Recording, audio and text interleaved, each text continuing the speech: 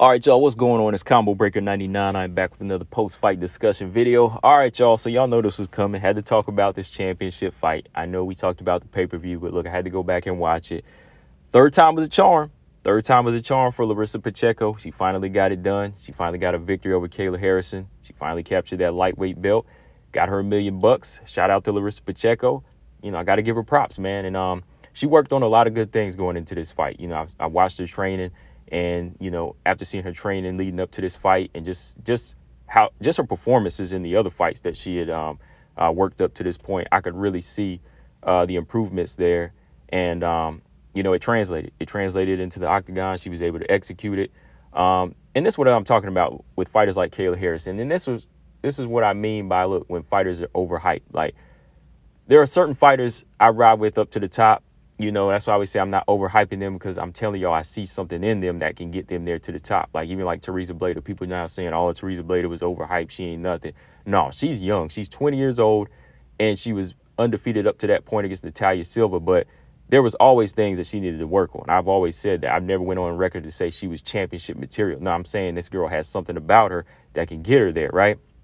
But somebody like Kayla Harrison, you know, had a lot of good attributes going all the way up to, you know, the first tournament into the second tournament. But there was always something about her that I needed to see worked on, but it was never tested. And that's kind of the definition of somebody that's overhyped, like somebody that can get an easy route to the top, but they continue to do it in the same manner all the time, in the same fashion. They always depend on the same thing. You know, they always depend on the same one or two things, right? Like a one-dimensional fighter. We talked about that on this channel before.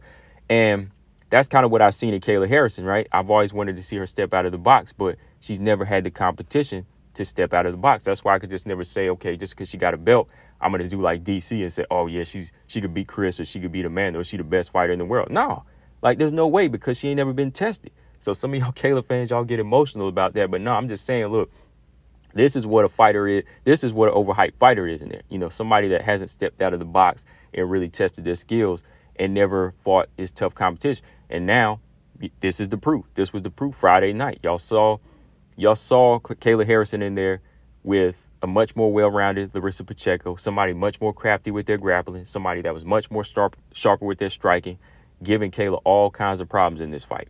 That's what y'all saw. You didn't see Kayla Harrison make any adjustments. I see most people making the argument, oh, she had heart and she had a chin. Yeah, I give her that. But she didn't have the tools, and she didn't have the IQ, and she didn't have the striking to bomb back at Larissa Pacheco. So that's why she lost this fight in convincing fashion to me. I know it was close to a lot of people, but I watched it and I said, you know what?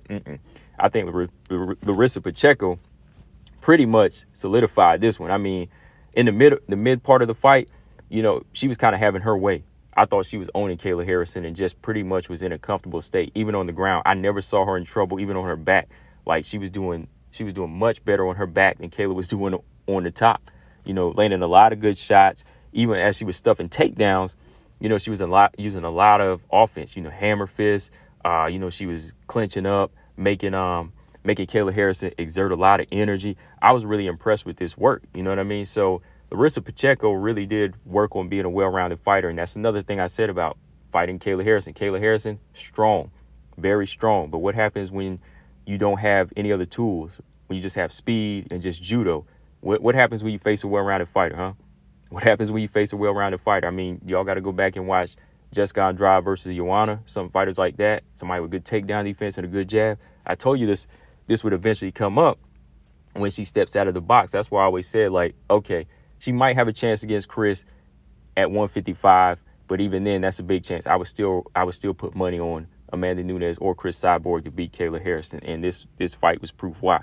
You know, definitely, I like what Larissa Pacheco was able to do in this fight, as far as just making Kayla Harrison really, really work in the clinch and grapple.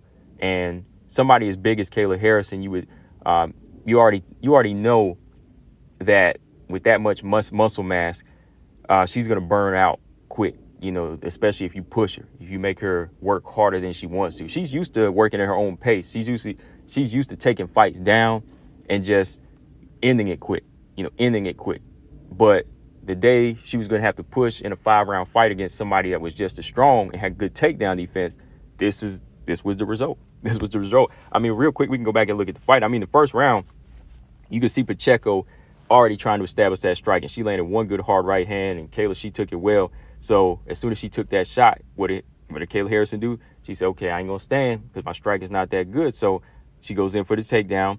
But when she takes Pacheco down, it's like Pacheco is inviting these takedowns, because when she's on her back, she's fighting well off of her back, and she's landing strikes to Kayla's face, right? So Kayla Harrison, she starts to, get into that guard, but Pacheco's making it rough for her. She's got her legs up, trying to make it hard for her to get in that guard. Finally, Kayla Harrison gets in, and she starts landing on Pacheco as well. Pacheco's still landing back, but I had to give this first round to Kayla Harrison because I thought she was doing much better. I thought she was doing much better work and convincing the judges with that top position, all right? But it was getting competitive here. It was getting competitive. And when I saw in the second round how Pacheco got that nice sweep kick off of Kayla and she bounced up, she didn't look comfortable on the feet. She really didn't look comfortable. So Pacheco started coming forward, putting that pressure on. I give Kayla credit. She landed a good straight left hand. She landed a few good strikes in there. But when she would strike her way in, Pacheco just stuffing them takedowns, landed good forearms, good control off the fence. Pacheco, she got that nice position on Kayla on the ground, got that side control, and was just beating Kayla to get control, beating on her. And when they got back to the fence, Pacheco and Kayla was just really wrestling for that dominant position. But again, Pacheco just really making her burn a lot of energy in the second round. You could really see it in her face. Pacheco stunned Kayla too when they got back to the feet with a good right hand, and she went on the back foot. Man, when I saw that, I was like, okay, it looks like somebody's about to get stopped. But Kayla, she went in for that takedown. But Pacheco, she finished on the top. So, that was a Pacheco round, in my opinion. Third round, Pacheco started off just stuffing takedowns, landing strikes at the same time, which is what I like. As you stuff that head, keep hitting that person in the face, and, eventually they'll retreat. But eventually when she gets to the ground, she invites it. And she's working off her back, just beating Kayla in the face. Kayla's on top, but it's just really sloppy work. She can't really get in her own punch because she's getting hit. Pacheco almost had her in a triangle choke this round, off her back. Triangle and armbar. She was just really switching back and forth from grappling to striking off her back. And this was really doing a lot of damage to Kayla. So Kayla kind of finished the round just laying on top of her as Pacheco worked off her back. So that was another round I had to give Pacheco. Fourth round, Kayla's nose looked like it was bothering her. She's starting to bleed a little bit. So Pacheco turned it up, landing more right hands. So Kayla tries to go in for a blitz. Pacheco, she's grappling well here. It's definitely improved. Kayla, she tries for, one of those reckless shoots again. So Pacheco's going for her back. So she shoots in from a level. What does Pacheco do? She transitions around the back. Okay, so as she does that, she's just wearing on Kayla. Wearing on Kayla, trying to go for that rear naked choke. But eventually Kayla, she's able to get back up, but gets rocked with some more right hands. And Pacheco, I thought she about had her out in this round again when she popped with a couple of those right hands. So again, that was another round I had to give it Kayla. Last round, Pacheco, she took away Kayla's main weapons. I mean, the takedowns. Pacheco just doing good job controlling on the cage, landing vicious hammer fists again to the head. It was just rinse and repeat by this point. Just prove you just as strong, bully the bully, and eventually you'll get this victory. And that's what Pacheco did. So great work off her back again.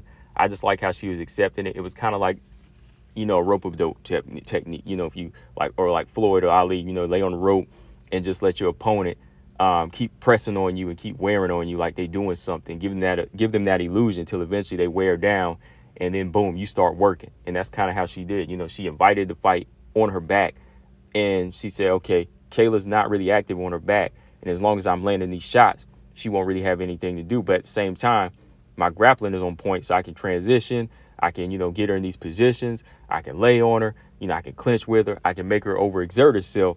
So by the time she tries something, she's too tired. She's too exhausted. So overall, it was just a good execution by Larissa Pacheco.